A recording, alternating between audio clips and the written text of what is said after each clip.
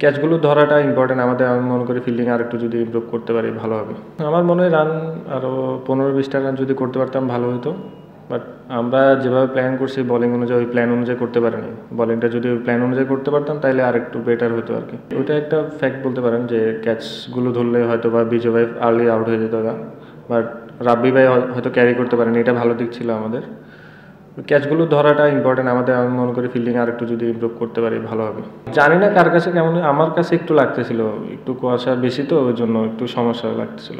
আমি যদি আরেকটু ক্যারি করতে পারতাম পুরা, তাইলে হয়তো বা অনেক কিছু কাভার করা যেত। আর ফার্স্টে তো আর্লি 2টা উইকেট পড়ে গেছিলো, লিটন ভাই আর তামিম ভাই। তো ওই সময় চেষ্টা করছি যেন আর উইকেট না যায় আর কি, আমরা যেন একটু ডিপে নিয়ে যেতে পারি, ওইটাই চিন্তা করছি, আর কিছু না।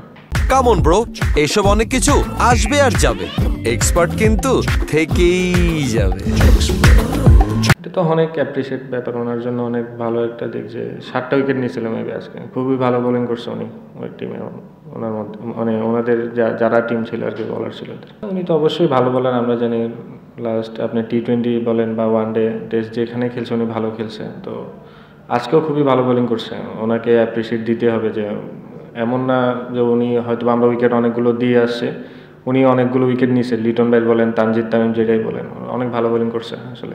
অবশ্যই স্টার্ট পাইলে তো সব টিমেরই ভালো লাগে, আপনি ওপেনাররা যখনই স্টার্ট করে দেবে এটা আমাদের জন্য অবশ্যই ভালো দিক। কিন্তু হয়তো বা আনফর্চুনেটলি আজকে হইতে পারেনি, স্বাভাবিক, প্রতিদিন একটা ব্যাটসম্যান ভালো তো খেলবে না, এটা একটা জিনিস আর কি।